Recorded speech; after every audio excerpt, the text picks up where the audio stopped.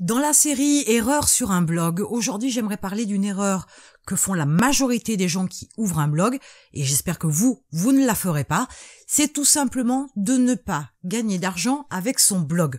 Autrement dit, de ne pas le monétiser. Vous devez absolument, quand vous démarrez un blog, avoir une stratégie qui vous permette de monétiser votre blog.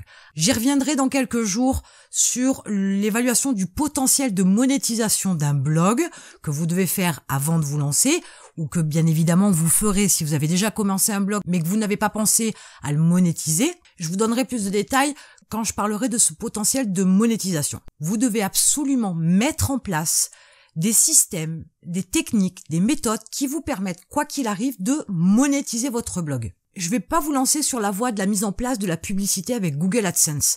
Ce serait vraiment récupérer des miettes, des poussières de miettes, des micro-poussières de miettes pour les quelques vues que vous allez faire au départ. Cependant, vous avez quand même la possibilité, avec tout un tas de techniques, de pouvoir monétiser votre blog d'entrée de jeu.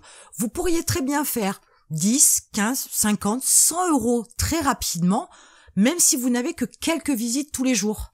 Faut-il encore pouvoir proposer quelque chose à vos visiteurs, qu'ils soient intéressés et qu'ils passent à la caisse bien évidemment. Et pour avoir le bon produit, faire la bonne offre, adresser à la bonne clientèle, à de bons prospects, aux visiteurs qui viennent sur votre site, il faut être en adéquation avec votre thématique bien sûr.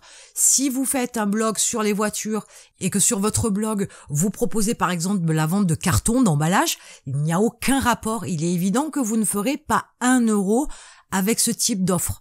Ça ne correspondra absolument pas à votre cible, c'est pas du tout dans la thématique de votre blog, donc ce serait vraiment perdre du temps, et là vous vous dirigeriez droit vers l'échec. C'est un 0 euro sur votre compte bancaire assuré, il n'y a pas de doute sur le sujet. Donc ce que vous devez absolument faire tout de suite, c'est monétiser votre blog. C'est une erreur que font 99,99% des blogueurs.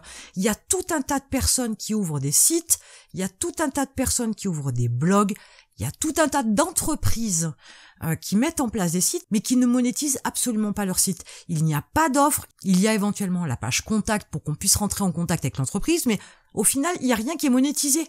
On ne propose rien, on dit qu'on est capable d'avoir telle et telle expérience, d'apporter tel et tel produit, ou d'avoir telle et telle compétence, de proposer tel ou tel service, sans jamais rentrer dans les détails, sans jamais proposer à des acheteurs l'achat immédiat.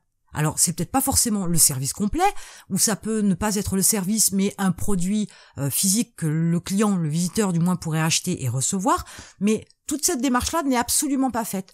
Donc la première des choses à faire, c'est monétiser votre blog. Il y a plusieurs façons, il y a plusieurs méthodes. Comme je vous l'ai dit, j'en parlerai un autre jour, j'aborderai le potentiel de monétisation d'un blog.